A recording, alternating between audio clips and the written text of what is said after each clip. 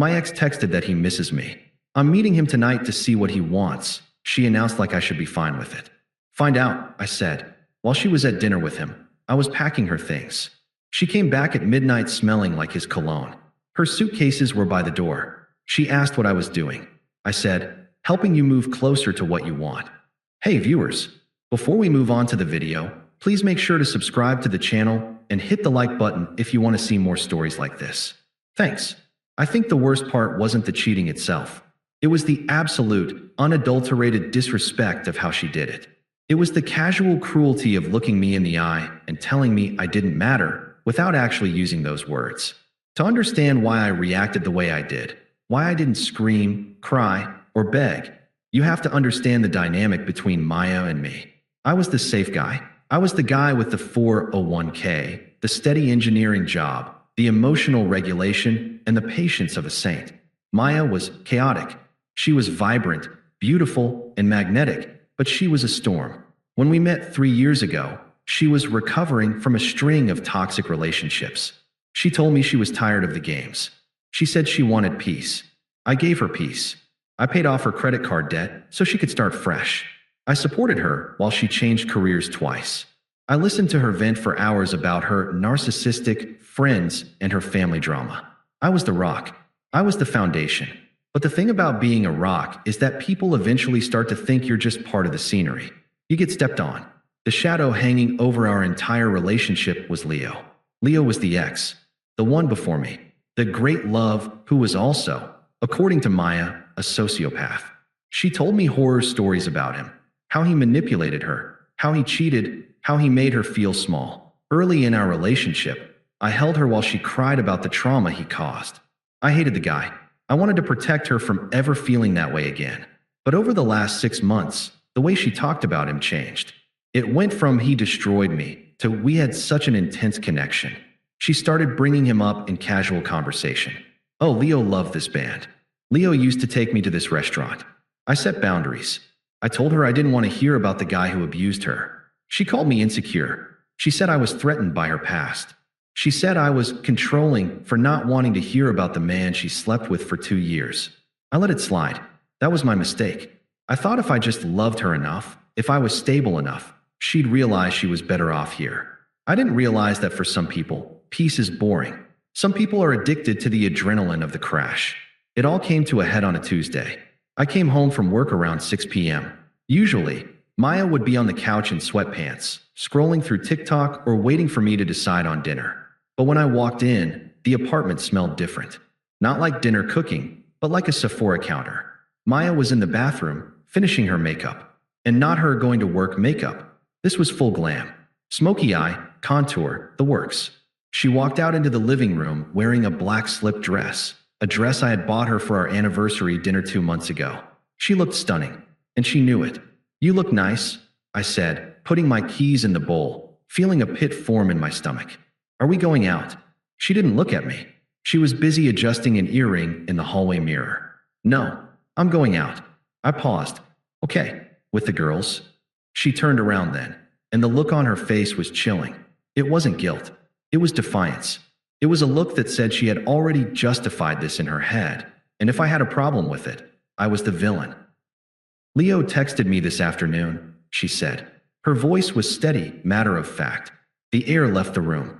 Leo, why is he texting you? He's going through a lot right now, she said, grabbing her clutch. He broke up with that girl he was seeing. He sounded really dark, Opie. He said he misses me. He said I'm the only one who ever really understood him. I stared at her, trying to process the absurdity of what I was hearing. And I'm meeting him for dinner, she announced. Just like that. Like she was telling me she was going to pick up milk. I need to see what he wants. I need to make sure he's okay. I think he really needs closure. I stood there, still in my work clothes, feeling like I'd been slapped. You're going on a date with your ex-boyfriend because he texted you that he misses you? It is not a date, she snapped, rolling her eyes. God, why do you have to make everything so dirty? We're just talking. He's in a crisis. I'm being a good person. You wouldn't understand because you don't have that kind of empathy. Empathy. I laughed, a short, dry sound. Maya, look at you. You're wearing the dress I bought you. You spent an hour on your hair. You aren't going to a crisis intervention. You're dressing up to impress a guy you swore destroyed your life." She stiffened. "I dress up for myself. Stop making this about you. This is about human connection. This is about disrespect," I said, my voice dropping an octave. I didn't yell. I felt a strange calm washing over me, a cold clarity that I hadn't felt in 3 years. If you walk out that door to meet him, you are prioritizing his feelings over our relationship. You are telling me, right now, that his validation means more to you than my respect. She scoffed, checking her reflection one last time. She sprayed perfume on her neck, my favorite perfume. "You're being dramatic. You're so insecure it's pathetic, honestly. I'm going to dinner. I'll be back later. Don't wait up." She walked toward the door, her heels clicking on the hardwood floor. The sound was like a countdown. "My," I said. She stopped, hand on the doorknob, looking back over her shoulder with an annoyed sigh. "What, if you leave to meet him?" I said, looking her dead in the eyes. "Don't expect this door to be open when you come back." She laughed. It was a genuine, mocking laugh. She looked around our apartment, the apartment I paid the rent for, filled with furniture I bought, the life I built for us. She looked at me, the guy who had never told her no, the guy who had always been there. She didn't believe me. She thought I was a permanent fixture. She thought she could pause me, go have her fun with the bad boy, and then hit play whenever she was ready to be safe again. "Oh, please," she smirked. "You aren't going to do anything. You love me too much. Stop trying to control me." She opened the door. "Go ahead," I said softly. "Find out." She shook her head, muttered, "Unbelievable," and walked out. The door clicked shut. I heard the lock engage. I stood there in the silence of the hallway for exactly 10 seconds. I waited to see if she would turn around. I waited to see if she would realize what she had just thrown away. I heard the elevator ding down the hall. She was gone. I let out a breath I didn't know I was holding. I didn't cry. I didn't throw a vase against the wall. I didn't text her. I looked at the clock. It was 6:45 p.m. "Find out," I whispered to the empty room. I walked to the bedroom, pulled my suitcases out from the top of the closet, and then I grabbed hers. I wasn't just going to lock the door. I was going to erase her. As soon as the elevator door slid shut down the hall, the silence in the apartment changed. It wasn't the lonely silence I used to dread when she was out late with friends. It was the silence of a library or a tomb. Clean, heavy, final. I didn't storm around. I didn't blast angry music. I moved with the cold, surgical precision of a coroner. I went into the bedroom and opened her side of the closet. I looked at the rows of clothes, many of which I'd bought, or we'd bought together on trips. I grabbed her suitcases, the expensive hardshell ones she insisted we needed for her Instagram aesthetic at the airport, and unzipped them on the bed. I started packing. I didn't just throw things in. I folded them. I wasn't going to give her the satisfaction of claiming I damaged her property in a fit of rage. I wanted her to see that I had handled her exit with the same care I had handled her life. Thoroughly, and without her lifting a finger. First came the dresses, then the shoes. I went into the bathroom and cleared off her side of the vanity. The expensive serums, the hair tools that tangled cords everywhere, the half-used bottles of perfume. I swept it all into a tote bag. As I packed, I realized something that made me stop for a moment, a pair of her heels in my hand. I looked around the room. Without her clutter, without her pile of clothes on the chair, without her makeup strewn across the dresser, the room looked exactly like my room. The art on the walls, mine. The furniture, mine. The electronics, mine. She hadn't built a life with me. She had just camped out in mine. She was a squatter in my existence, consuming resources, occupying space, and providing excitement in exchange for stability. And now, she was out getting that excitement from the guy who broke her, while assuming the stability would be waiting for her when she was done. I went to the living room. I unplugged the Apple TV. I logged out of my Netflix, my Hulu, my Spotify on the TV. I changed the passwords on my phone. Then, I opened my laptop and logged into our internet provider. I changed the Wi-Fi password. Network name, app 4B new password. Find out 123, it was petty maybe, but it was a necessary severance. I wanted her phone to disconnect the second she walked into the building. I wanted the digital silence to hit her before I did. It took me 3 hours to pack her life into 4 suitcases and 3 boxes. I dragged them all to the entryway. I lined them up neatly right next to the front door. It looked like a hotel lobby. It looked like a departure gate. By 10 p.m., the apartment was scrubbed clean of her. I took the photo of us off the fridge, a picture from a vineyard trip where she looked happy, and I looked like I was just happy she was happy, and I dropped it into the trash can. I didn't tear it up. It wasn't worth the energy. I sat down on my leather armchair, the one she always said was too masculine, and poured myself 2 fingers of bourbon. And then I waited. I didn't check her location on her phone. I didn't text her asking when she'd be back. I just sat in the dark, watching the city lights through the window, feeling a strange sensation in my chest. It wasn't heartbreak. It was relief. The anxiety of will she be happy today? Is she mad at me? Did I say the wrong thing? It was all gone. The tumor had been cut out. I was just waiting for the anesthesia to wear off. She didn't come back at 10 o'clock or 11 o'clock. Dinner implies a meal. A meal takes 90 minutes, maybe 2 hours if the conversation is deep. She came back at 12:45 a.m. I heard the heavy thud of the main building door downstairs, then the faint hum of the elevator.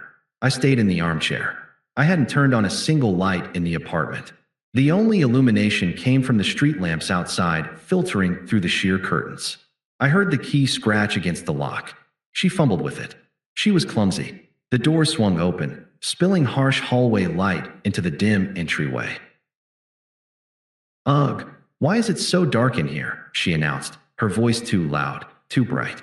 It was the voice of someone pretending everything was normal, trying to bulldoze over reality with forced cheerfulness. She stepped inside and immediately tripped over the largest suitcase. "Ow, what the F?" She stumbled, catching herself on the wall. She kicked the bag. "What is all this crap by the door? Did you order something?" She flipped the light switch. The entryway flooded with light. She blinked, squinting. She looked down. She saw the familiar stickers on the hardshell luggage. She saw the tote bags with her toiletries peeking out. She saw the boxes. She froze. I stood up from the armchair.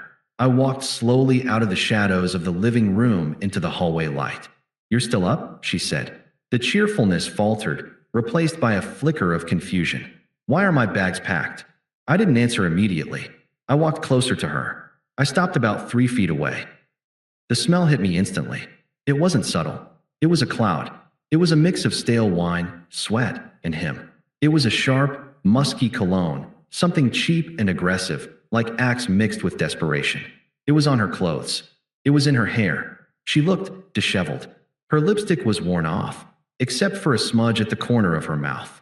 Her hair, which had been perfectly sleek when she left, was frizzy and tangled at the nape of her neck. Her dress was wrinkled around the hips. She hadn't just gone to dinner. She had wallowed in him. "You smell like him, Maya," I said. My voice was flat. No emotion, just a statement of fact. She flinched. Her hand went instinctively to her neck, covering a spot I hadn't even looked at yet. "Don't be disgusting. We went to a bar after dinner. It was crowded. People were smoking. A crowded bar on a Tuesday," I said, "where you stayed for 6 hours. "We had a lot to talk about," she snapped, the defensive anger rising instantly. "He was suicidal, OP. I had to talk him down. I was being a good friend. God, you are so paranoid. I come home, exhausted from emotional labor, and I find this?" She gestured wildly to the suitcases. "What is this? Are you trying to punish me?" She tried to step past the bags, further into the apartment. I stepped into her path. I didn't touch her. I just occupied the space. "You aren't coming in, Maya." She laughed. A nervous, high-pitched sound. "Excuse me? I live here. Not anymore. Your name isn't on the lease. You never paid a dime of rent. And as of about 3 hours ago, you don't live here." Her face contorted. "You're kicking me out? Because I had dinner with an old friend? You're insane. This is abuse. You can't just throw me on the street at 1 in the morning. I warned you," I said calmly. "I told you exactly what would happen. I said if you walked out that door to prioritize him, the door wouldn't be open when you came back." "I thought you were bluffing," she screamed. "Because who does that? Who throws away a 3-year relationship over 1 dinner?" "You do," I replied. "You threw it away the second you put on that dress. You threw it away when you ignored my boundaries. And you definitely threw it away when you let him get close enough to leave his scent all over you." "We didn't do anything," she lied. She looked me right in the eye, the lie coming as easily as breathing. "We just talked. Nothing happened." I looked at her, really looked at her. and realized I didn't care if they slept together or not. The betrayal was the choice. The act was just the detail. It doesn't matter, I said. She stared at the bags, panic finally setting in. She realized I wasn't fighting. I wasn't asking for an apology. I was executing a sentence. "Where am I supposed to go?" she asked, her voice cracking, tears welling up. "My parents are in Florida. Jessica hates me right now. I have nowhere to go, Opie. You can't do this to me." "You have somewhere to go," I said. "Where?" I looked at the suitcases, then back at her. "You spent 6 hours with him. You prioritized his feelings. You wanted to see what he wanted." I reached past her, opened the front door, and held it wide. "I'm helping you move closer to what you want." She stood there, mouth open, the shock paralyzing her. "Leo," I clarified. "Go to Leo. If he needs you that much, surely he has a place for you to sleep." "He lives in a studio," she whispered, the reality crashing down on her. He can't take me in." "Not my problem," I said. I grabbed the handle of the nearest suitcase and rolled it out into the hallway. Then the next one. Then the boxes. I stacked them by the elevator. "Opie, please," she was crying now, grabbing my arm. "I'm sorry. I shouldn't have gone. I'll block him. Just let me in. Let's talk about this in the morning." I gently removed her hand from my arm like it was a piece of lint. "There is no morning for us, Maya." I pointed to the hall. She looked at me, waiting for me to crack, waiting for the nice guy to surface and save her from the consequences of her own actions. She waited for me to cave. I didn't blink.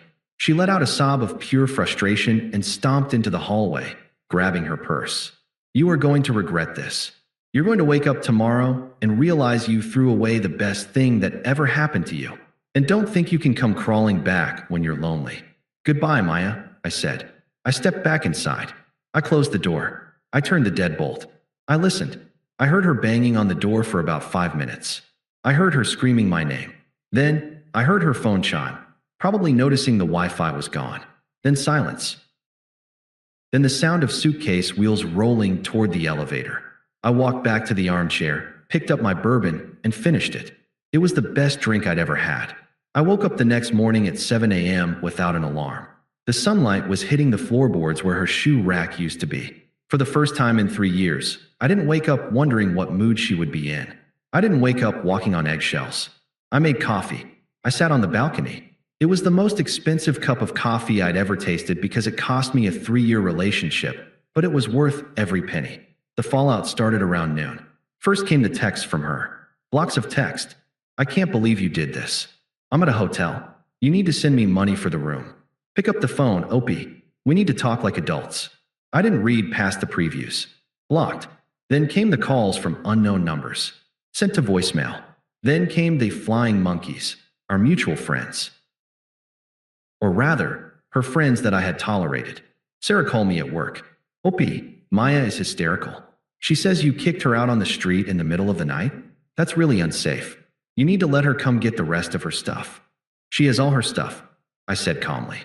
"And she wasn't on the street. She was with Leo. She told me he was the only one who understood her, so I assumed she'd be safest with him." "That's not the point," Sarah argued. "She's crying. She said she made a mistake. Just let her come home." "She is home," I said. "Wherever she chooses to be is her home. It just isn't here anymore." I blocked Sarah. I blocked the rest of them. I realized I didn't just need to break up with Maya. I needed to amputate the entire infected limb of our social circle. Over the next few months, my life underwent a quiet, aggressive upgrade.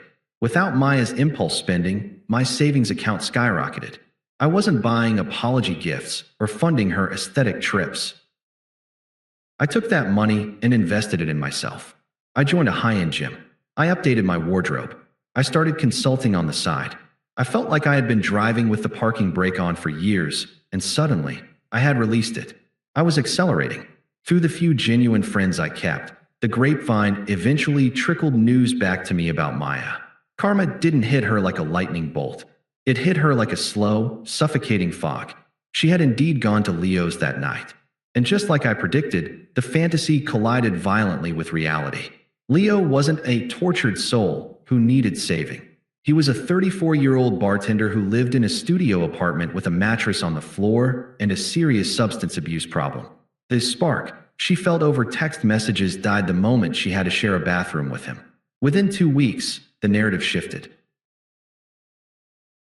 She started posting vague, sad quotes on her Instagram stories, which I viewed from a burner account once, just to confirm, before never looking again. Quotes about narcissists and emotional vampires. She got fired from her job a month later.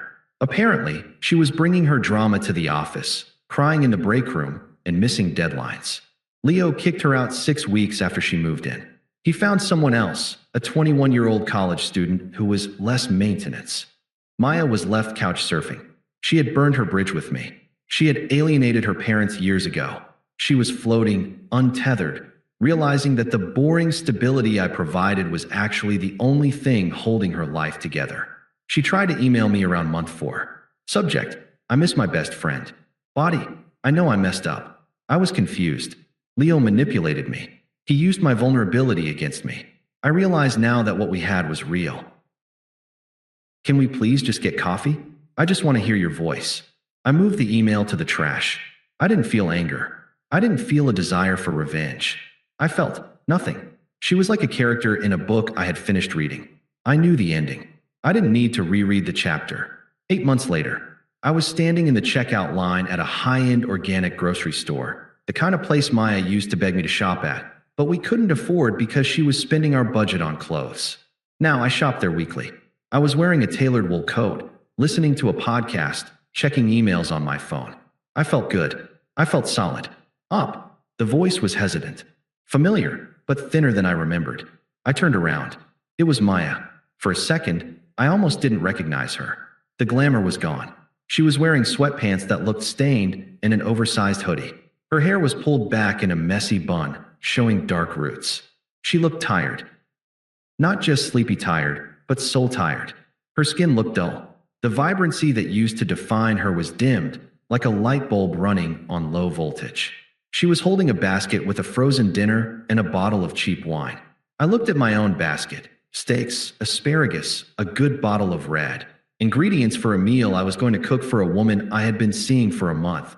A pediatrician who communicated clearly and had never once mentioned an ex. Hello, Maya, I said. My tone was polite, professional.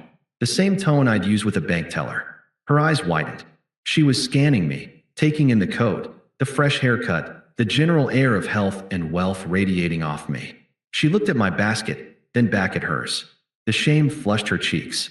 You look incredible, she said quietly. I'm doing well, I said. How are you? I didn't ask because I cared. I asked because it was the social script. I've been better, she let out a forced, brittle laugh. It's been a rough year. Leo was, well, you were right. He was a monster. He stole money from me. He kicked me out. I nodded once. I'm aware. She stepped a little closer, encroaching on my personal space. She smelled like stale cigarette smoke and vanilla body spray.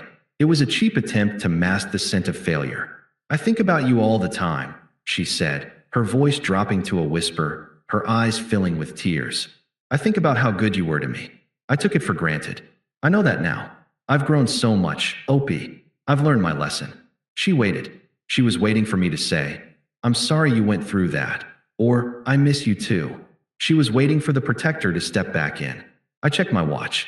Growth is important, I said comfortably. Can we? She hesitated, biting her lip in that way that used to work on me 3 years ago. Can we maybe grab a drink? Just to catch up? I really need a friend right now. I feel so alone. I looked at her. I really looked at her. I saw the chaos. I saw the drain. I saw the woman who looked me in the eye and told me I wasn't enough because I was too safe. And I realized she didn't want me. She wanted the safety back. She wanted someone to fix the mess she had made of her life. No, I said. She flinched. No, I don't think that's a good idea, I said. I've moved on, Maya. Completely.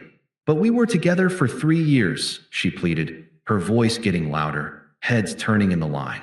You can't just erase that. Doesn't it mean anything to you that I'm suffering? That I'm sorry. I shifted my basket to my other hand. You aren't suffering because you lost me, I said, my voice low and steady. You're suffering because you bet on the wrong horse.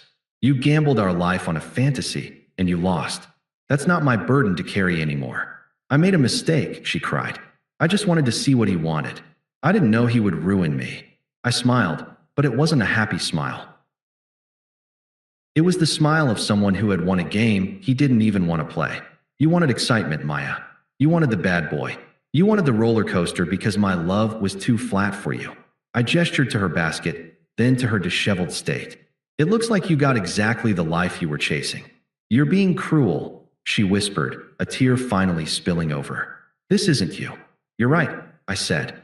The man who put up with your disrespect doesn't exist anymore. You killed him the night you walked out that door. The cashier beckoned me forward.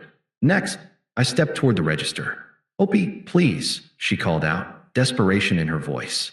Don't leave me like this. I have nothing. I put my groceries on the belt. I didn't look back at her. I pulled out my credit card, the platinum one. You have your freedom, Maya, I said over my shoulder. Enjoy it. I paid for my groceries. I walked out of the store into the crisp evening air. I got into my car, started the engine, and turned up the music. I didn't check the rearview mirror. She was just a stranger I used to know, and I had a dinner to cook. Thanks for watching. Make sure to subscribe to the channel and hit the like button. What do you think about this story? Share it in the comments.